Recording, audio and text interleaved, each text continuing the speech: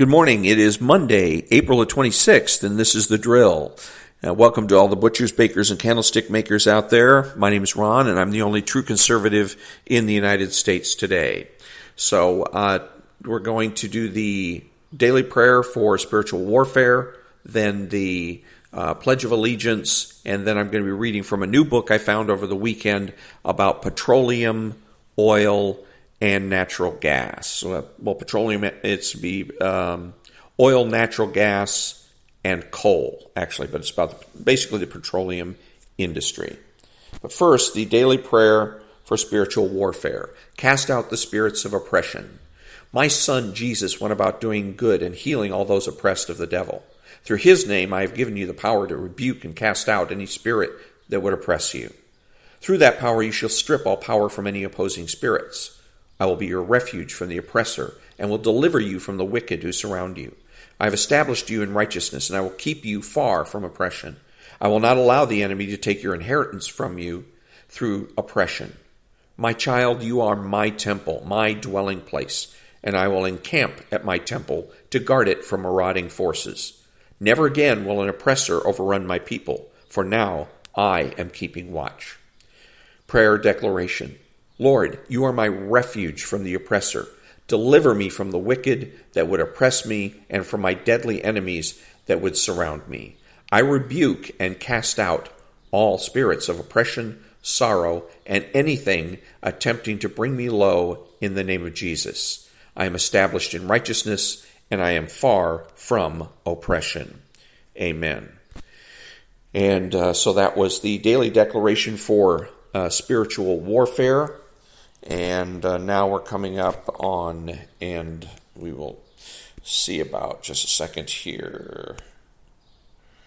There we go. Wait a minute. Doing our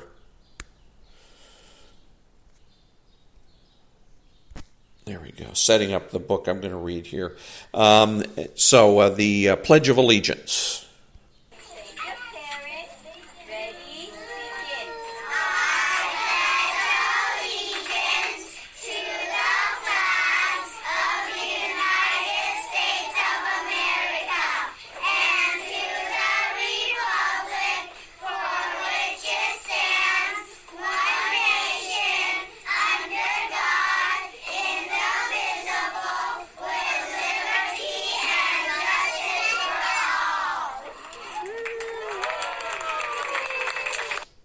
Thank you very much. So over the weekend I found a book about about power. It's about the three sources of energy that we use most often around the world, and that is coal and natural gas and oil.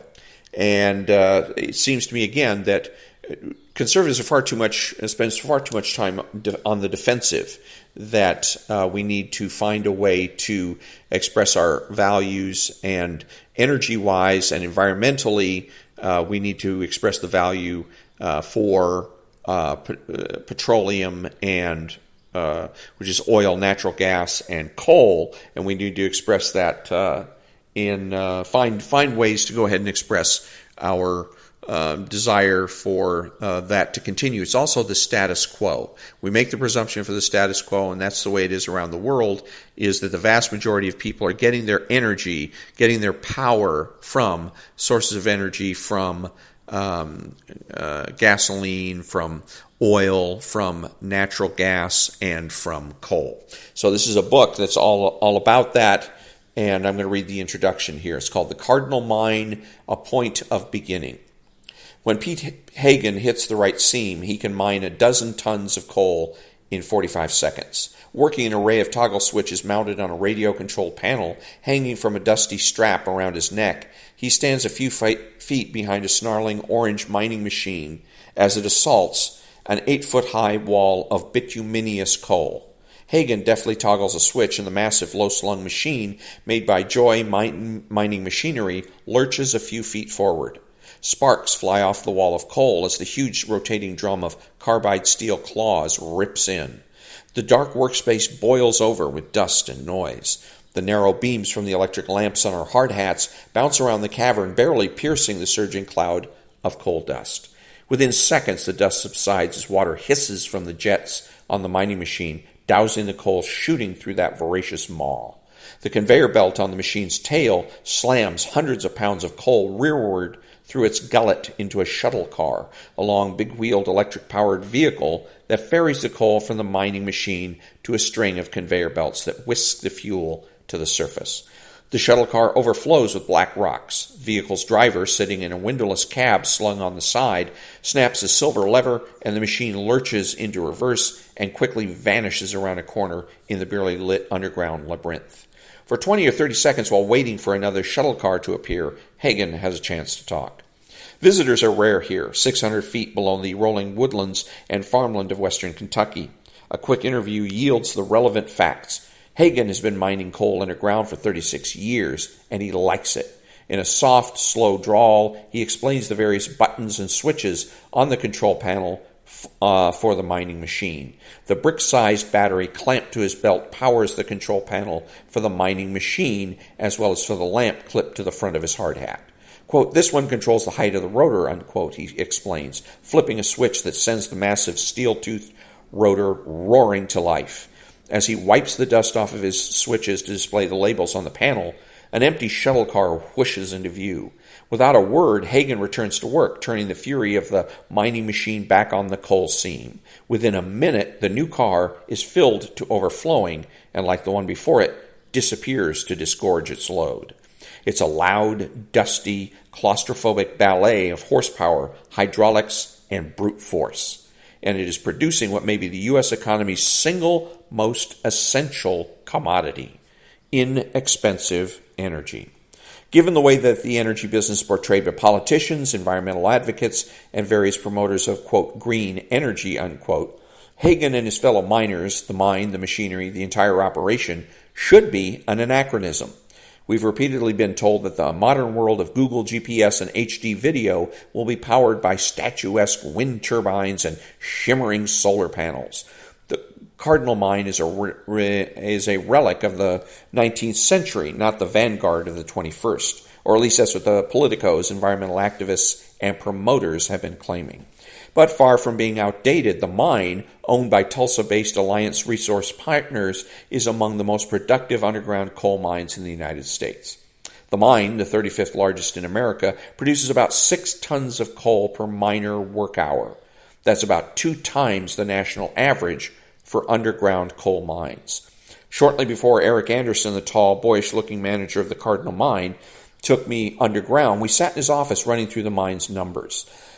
Quote, "We typically mine coal for 16 hours every day, Monday through Friday," unquote, said Anderson, a burly, friendly guy who got his degree in mine engineering from West Virginia University. About 100 employees are working underground at any given time. In 2008, the mine produced about 15,350 tons of high-sulfur bituminous coal per day, most of it burned by electric utilities within the state of Kentucky. As Anderson cleared maps and other papers from the table adjacent to his desk, I asked him for the heat content of the coal. His reply, about 12,500 British thermal units per pound. I pulled out my laptop and converted the mine's output into its equivalent in barrels of oil. The numbers were surprising even to Anderson. The mine produces the raw energy equivalent of 66,000 barrels of oil per day. And that number, 66,000 barrels of oil equivalent, provides a useful metric for understanding what too few of the people who are preaching the glories of the green future seem to grasp: the enormous scale of our energy consumption.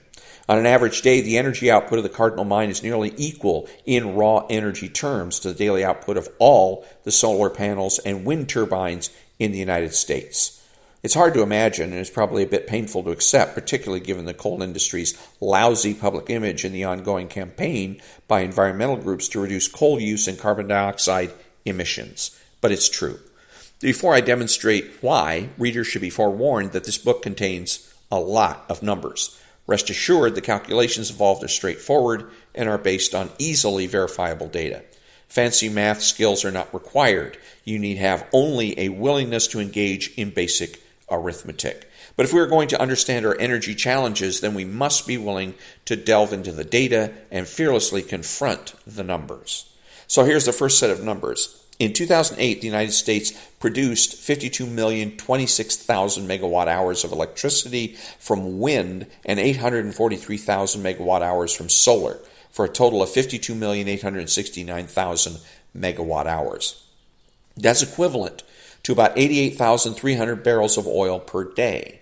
Thus, on an average day by itself, the Cardinal Mine, which has about 400 people on its payroll, produces about 75% as much energy as all of the wind turbines and solar panels in the United States. Now, let's be clear. The energy coming out of the mine, that 66,000 barrels of oil equivalent in the form of black rocks, is not the same as the highly ordered electrical energy that comes out of those wind turbines and solar panels. About two-thirds of the heat energy in coal gets lost when it's burned to produce electricity. Nor does the 66,000 barrel figure reflect the mine's energy inputs. The Cardinal Mine has a big appetite for electricity, diesel fuel, water, steel rods, and cinder blocks. Therefore, the net energy produced by the mine is substantially less than the 66,000 barrels of oil equivalent per day. Furthermore, that figure doesn't account for the devastation that the global coal industries inflicts on the surface of the earth through strip mines, mountaintop removal, or the massive ash ponds at power plants. Nor do the figures count for the miners who die each year in the world's coal mines or the pollutants, sulfur dioxide, soot, and mercury, to name just a few, that are emitted when coal is burned. I'm not providing the numbers from the Cardinal Mine as a defense or criticism of coal. Instead, the 66,000 barrels of oil equivalent figure provides us with a metric, a place that land surveyors call a point of beginning, that allows us to begin separating the energy rhetoric from the energy reality. And it is important to make clear just how different rhetoric and reality can be when it comes to energy production and use, because Americans are woefully uninformed about the subject, despite the intense interest that energy and the environment have been getting over the past few years. We use hydrocarbons, coal, oil, and natural gas not because we like them, but because they produce lots of heat energy from small spaces at prices we can afford and in the quantities that we demand. And that's absolutely critical. The energy business is ruthlessly policed by the four imperatives: power density, energy density, cost, and scale. The purpose of this book is to bring those factors alive. In doing so, to explain why the transition away from hydrocarbons will be a costly and protracted affair, and to point the way forward or toward viable energy policies and priorities over the next few decades. Over the past century or so, the United States has built a $14 trillion per year economy that's based almost entirely on cheap hydrocarbons. No matter how much the United States and the rest of the world may desire to move away from those fossil fuels, the transition to renewable sources of energy and to no-carbon sources such as nuclear power will take us most of the 21st century and require trillions of dollars in new investment. So, given the four imperatives and the stark realities posed by the long energy transition that lies ahead, what are we to do? The question brings us to the other purpose of this book, to debunk some of the energy myths that have come to dominate our political discussions and to lay out the best no-regrets energy policy for the United States and the rest of the world. Analysts have coined the term no regrets to describe policies that benefit the economy while also reducing emissions of carbon dioxide and other greenhouse gases. After explaining why so many of these green technologies now being promoted simply won't work, I will look at the sources that can provide large amounts of energy while also benefiting the economy and the environment. Of course, there's tremendous political appeal in green jobs, a green-collar economy, and what U.S. President Barack Obama calls a new energy future. We've repeatedly been told that if we embrace those ideas, provide more subsidies to politically favored businesses, and launch more government-funded energy research programs, then we would resolve a host of problems, including carbon dioxide emissions, global climate change, dependence on oil imports, terrorism, peak oil wars in the Persian Gulf, and air pollution. Furthermore, we're told that by embracing green energy, we would also revive our struggling economy because doing so would produce more of those vaunted green jobs. These claims ignore the hardest realities posed by the four imperatives. It may be fashionable to promote wind, solar, and biofuels, but those sources fail when it comes to power density. We want energy sources that produce lots of power, which is measured in horsepower or watts, from small amounts of real estate. And that's the key problem with wind, solar, and biofuels. They require huge amounts of land to generate meaningful amounts of power. And although the farm lobby loves biofuels, such as corn ethanol, that fuel fails on two counts: power density and energy density. Corn ethanol production requires vast swaths of land, and the fuel that it produces is inferior to gasoline because it is corrosive. It is hydrophilic, meaning it loves water, and adding water to your motor fuel is not a good idea. And it contains just 2/3 of gasoline's heat content. I'll discuss the four imperatives throughout this book, but for now, suffice it to say that power density and energy density are directly related to the other two imperatives, cost and scale. If a source has low power density, it invariably has higher costs, which makes it difficult for that source to scale up and provide large amounts of energy at reasonable prices. Despite these realities, the deluge of feel-good chatter about green energy has bamboozled the American public and U.S. politicians into believing that we can easily quit using hydrocarbons and move on to something else that's cleaner, greener, and in theory, cheaper. The hard truth is that we must make decisions about how to proceed on energy very carefully, because America simply cannot afford to waste any more money on programs that fail to meet the four imperatives. And that's particularly true now. The economy is weak, millions of Americans are unemployed, and record numbers of homes are in foreclosure. I want to interject here that this book was written in right around 2008 when we had that depression. Let's see here. We've already wasted plenty of cash and time on the corn ethanol scam and other boondoggles. Congressional mandates forcing motorists to buy ethanol-blended gasoline were supposed to reduce America's dependence on foreign oil and bring energy independence to the United States. Instead, these measures only worsened air quality, increased food costs, damaged untold numbers of engines, and slashed the amount of grain available in the global marketplace. People around the United States and around the world are hungry for power. They want it for their cars, motorcycles, and lawnmowers, and they want it for their flat-screen TVs, mobile phones, computers, and Cuisinarts. They want power because power drives those devices, and in doing so creates wealth and increases personal happiness. And although this book will expose many of the myths about green energy, it will deliver some good news about America's situation. It will demonstrate that the smartest, most forward-looking U.S. energy policy can be summed up in one acronym: N2N, natural gas to nuclear.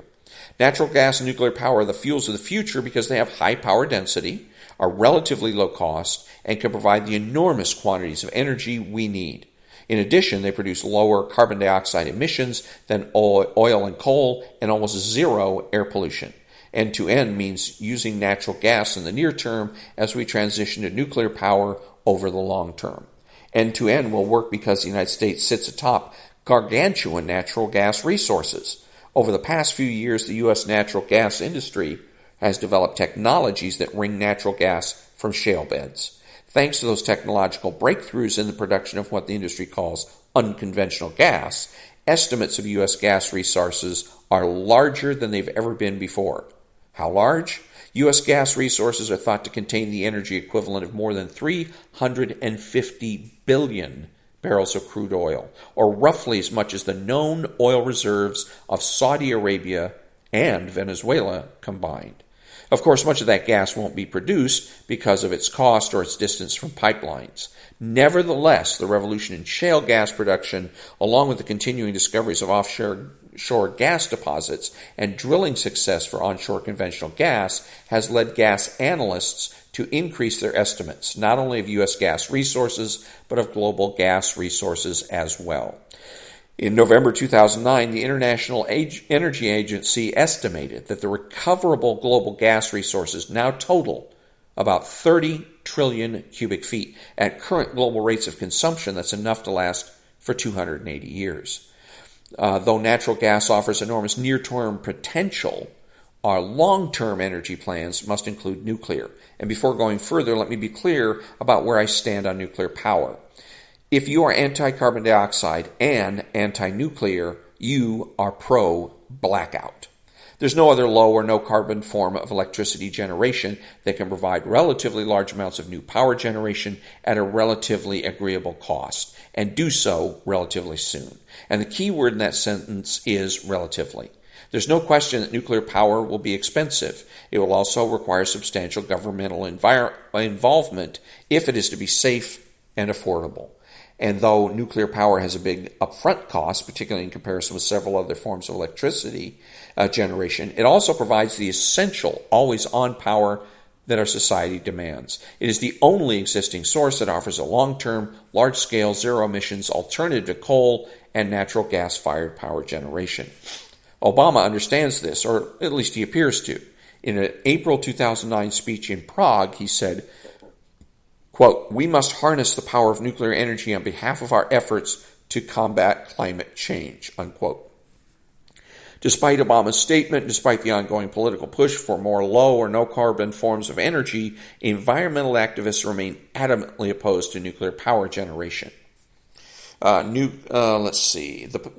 position ignores nuclear power's many benefits. Nuclear power not only has zero carbon dioxide emission, it produces very small amounts of waste, requires little real estate, and provides large quantities of always-on power. It does, however, come with two significant drawbacks. Nuclear plants are expensive, they take years to build and put into operation. Thus, achieving a substantial increase in nuclear power production will take decades. In the meantime, natural gas provides the most attractive option. Together, natural gas and nuclear are essential to the ongoing decarbonization of the world's primary energy use, a trend that has been ongoing for about 200 years. Decarbonization, the trend favoring fuels with lower carbon content, is occurring because energy consumers are always seeking cleaner, denser forms of energy that allow them to do work cleaner, faster, and more precisely. Embracing end-to-end offers a no-regrets future energy policy that will lead to further decarbonization while providing multiple benefits to the United States and the rest of the world. The structure of this book follows the basic outline contained in the title. In part one, I discuss our hunger for power, how much we use, where it comes from, and why our desire for power of all kinds continues to increase. I show that the deluge of criticism about how Americans use too much energy is off base. And I describe the sheer scale of our power consumption, explain why we use hydrocarbons such as coal, oil, and natural gas, and show why we'll keep using them for a long time to come. In part two, I debunk many of the myths that people believe about green energy by showing that renewables are not the solution to our environmental problems. I demonstrate that wind power is the electricity sector's equivalent of the corn ethanol scam. Like ethanol, wind power is a subsidy-dependent juggernaut that is the antithesis of green. I show that wind power has not and likely will not make substantial cuts in carbon dioxide emissions, and I take a hard look at a country that, in theory at least, is supposed to provide a model for the United States and other nations embarking on wind power, Denmark. I have some fun at the expense of T. Boone Pickens by exposing the false claims contained in Pickens' plan. And I show why the hype over ideas such as carbon capture and sequestration, cellulosic ethanol, and electric cars is just that, hype. In part three, I demonstrate why end-to-end makes so much sense. I look at the megatrends that favor natural gas and nuclear, provide a brief history of how U.S. gas businesses, and explain unlocked galaxies of methane from rocks that were once thought to be impossible to tap. I also explore the technologies that can enable us to address the problem of nuclear waste and those that could help us to revive the U.S. nuclear sector. That's the outline, but before going further, let me add one other important point about my perspective in this book. There's no political agenda at work here. I'm neither Republican nor Democrat. I'm a charter member of the Disgusted Party, a raging centrist, and a recovering liberal. My energy policy is simple. I'm in favor of air conditioning and cold beer. My motivation for writing this book comes from a desire to break through the energy happy talk so that the United States can have a serious discussion about its future. Energy realities are not dictated by the ideologies of the left or right. They are determined by the laws of physics and the brutal realities of big numbers. In one of the best-selling business books of all time, Good to Great, Why Some Companies Make the Leap and Others Don't, author Jim Collins explains the factors that separate great companies from the also-rans. Among the most essential was that companies that do well confront the brutal facts. In a section called Facts Are Better Than Dreams, Collins said that successful organizations had a rigorous process of disciplined thought. While making strategic decisions, smart companies infused the entire process with the brutal facts of reality. We must confront the brutal facts about energy, but as we do so, there's plenty of reason for optimism. If we are smart, we face a bright future. That future need not be one of energy shortages and energy crises, but instead can be one of energy abundance. The key words in that last sentence are, if we are smart. And that's the challenge. Over the past few years, American voters have been bombarded with nonsense about energy, and much of that nonsense has been embraced. One reason that the American public has believed the nonsense is that many of us are woefully ignorant about science and math. Add in a dollop of guilt and a few drams of fear, and it becomes apparent why the United States is in such a quandary. But first things first. Before we can debunk the nonsense, we must understand the difference between energy and power. And that brings us to Part 1, Our Quest for Power, and Chapter 1, Power Tripping 101. And that's a book. I can't make out the, I think it's Robert Bryan, we'll call it. I can't make out his last name, B-R-Y something. But it's called Power Hungry. And I went ahead and I got this book because I was looking for books that promote what it is that we already do, promote the status quo, okay, which is natural gas, oil, and coal. And this is pretty much this is what I found. There's so many books when you put in petroleum policy and stuff like that are, of course, green and promote wind and solar and all that type of thing. But the status quo, as true conservatives, we start with the status quo and ask ourselves, why change? We have energy sources that allow us to power our lives, allow us to live and to live well, to have high standards of living. Why should we change? And so the left's trick is to make us try to prove a negative. So they will always say, why not? Well, why not green energy? Why not solar power? Why not turbines, wind turbines? Why not? Well, it's not my job or anyone's job to answer that question. It is their job to answer the real question, which is why? Why change? Why do it differently? How are things going to be better moving to green energy, so-called green energy, than what we're doing now? You always have to remember that. You always start with status quo. When people are saying to you, why not this? You have to ask why. Every time you're going to do something, when you ask yourself, what should I do? The first thing you should do is ask yourself, well, what am I doing now? Okay, and then ask yourself, is there anything wrong with the way I'm doing things now? An example is poverty. You'll hear the left say, what about the poor? What do we do about the poor? Well, you come back to them and say, what are we doing now? Or you can even make a statement and say, what we're going to do is continue doing what we're doing now. Make them make the case for change. Okay, they may, if they have good reasons, damn good, obvious reasons why we should change our policies toward the poor or our energy policies, state them. But that's not the way they do business. They don't want to do that. They don't want to have to go to the library. This book that I just read the introduction of, it's footnoted. And this is a guy that's done extensive amounts of research. Left doesn't want to bother with that. And that brings me to my criticism of the book, where he says flat out that he's neutral. He's part of the cult of neutrality. Shame on him. Okay, because there's nothing neutral about either energy or power. We either have it or we don't. And if we leave it up to the left, we will not have any power. It's just that simple. And he says, I want to bring the facts to people's attention so we can have a debate about our energy policy, and I'm paraphrasing here. Bullshit. The left has no interest in having any type of an intellectual discussion. All they want to do is bend us to their will. Green energy because they say so. And because, damn it, they're going to force it on us. And the most interesting thing is that if this was a majority thing, where the vast majority of Americans wanted green energy, okay, the majority rules. But that's not what's going on here. With the left, it's always minority rule. Minority rule.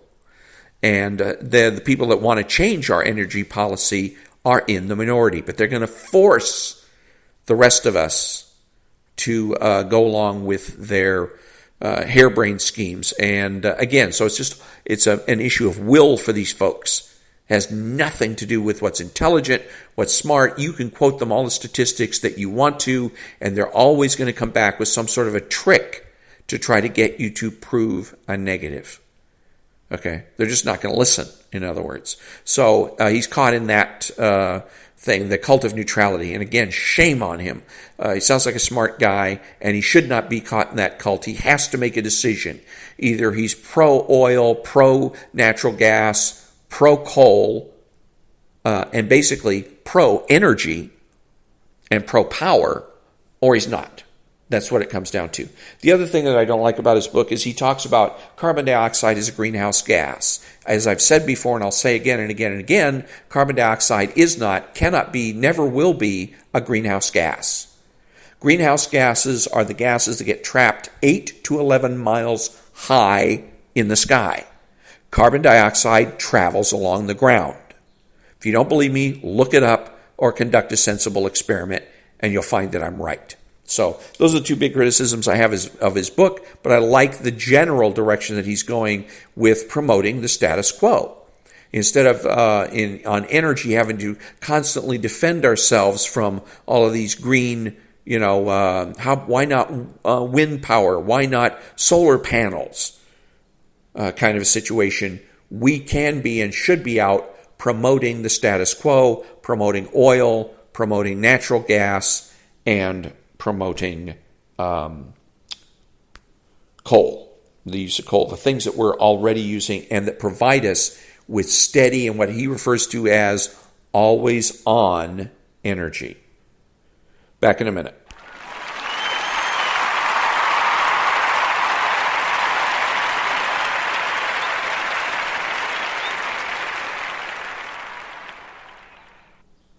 Thank you. That brings me to the conclusion of another episode of The Drill. And be honest, be smart, be beautiful, and remember that the left has no authority, no power, and they can't win.